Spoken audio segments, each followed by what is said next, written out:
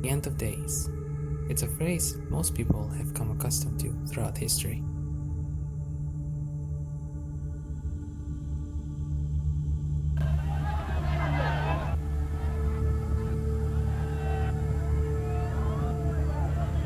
We humans have a fascination with our own demise ever since the inception of time. Yet, it seems that no matter how hard we focus on our own demise, it feels like we always have it wrong.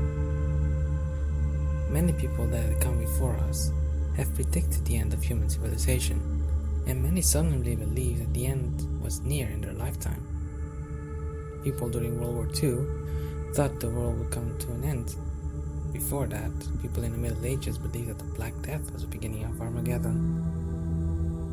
Even in more recent history, things have taken a turn to where there seemed like there was no way back. Ancient civilizations like the Mayans had predictions for an end. The Mayan cycle ended in 2012, and a lot of us thought that marked the end. But just like many other times, it was wrong. Perhaps the most significant portrayal of the end times for us in the West comes from the Bible. In it, there are some potential clues to when the end will come, and one such calculation may put us all at ease. One such clue can be found in Revelation 12 verse 6, where it says, "The woman fled into the wilderness to a place prepared for her by God, where she might be taken care of for 1,260 days.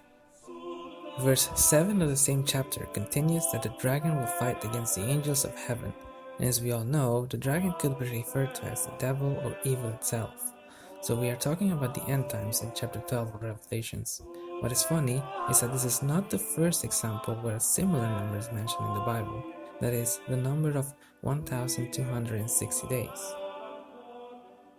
In the book of Daniel, a similar number is shown.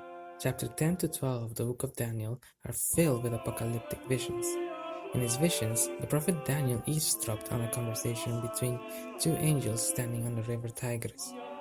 In that conversation, one of the angels asked the other angel, "How long will it be before these astonishing things are fulfilled?"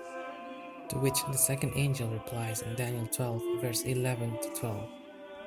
"From the time that the daily sacrifice is abolished, and the abomination that causes desolation is set up, there will be 1,290 days. Blessed is the one who waits for and reaches the end of the 1,335 days." These are two instances in which the Bible mentions very similar numbers, meaning 1,260 in the book of Revelations chapter 12 and 1,290 in the book of Daniel, also chapter 12.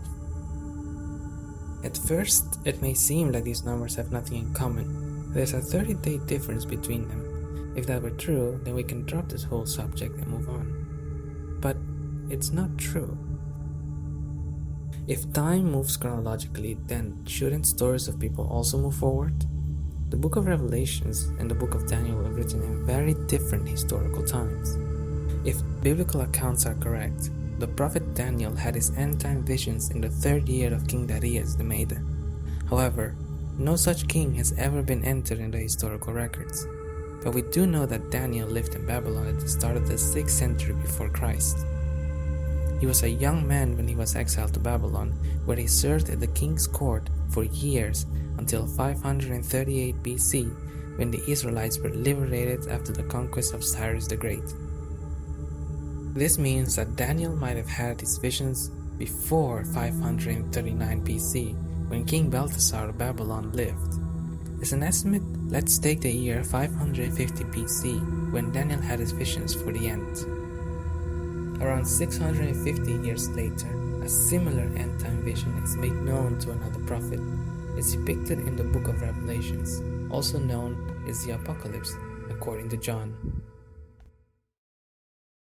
Most scholars agree that the book of Revelation was written around 100 years after the death of Jesus Christ. The Apostle John had his revelations while imprisoned in the island of Patmos as described in his allegedly written book, Revelations. It was during this vision that again the angel said that 1260 days will pass before the dragon would fight against the angels and Michael in heaven. About 650 years passed between the apostle and the prophet. What should be noted is that the number of days until the end have also been shortened in the 650 years between these two prophecies, going from 1290 in the book of Daniel to 1260 in the book of Revelations. With that being said, it can be concluded that some time had passed for the angels giving the visions, a time equal to 30 days in the span of 650 human years. This could be a conclusion that 30 days for the angels equals to around 650 years for us.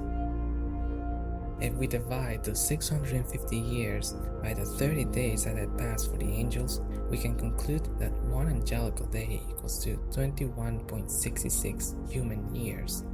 To make it easy, let's round that number up and let's say that one angelical day equals to 20 human years. If the time foretold by the angels are correct, and one day for them equals to around 20 years for us, then we humans are in for a ride. If the calculations are correct, then since 100 AD, we humans still have 1,260 angelical days to live through.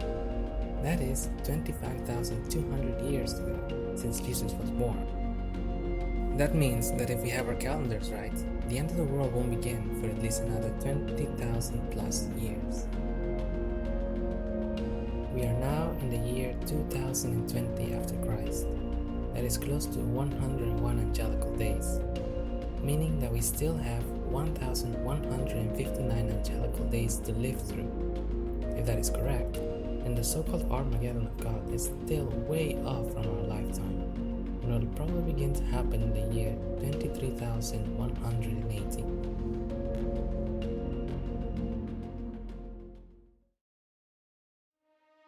It's hard to say if any of these calculations are correct. We really don't know the day or the hour in which these things are to happen. In the grandeur of things, it's hard to say if we will ever live through those prophesied visions for an end.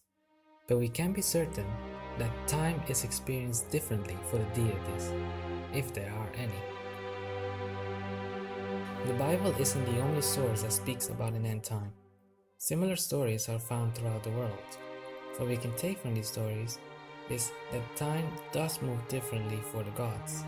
In Hinduism, for example, the timeline is divided into periods of millions of years called yugas.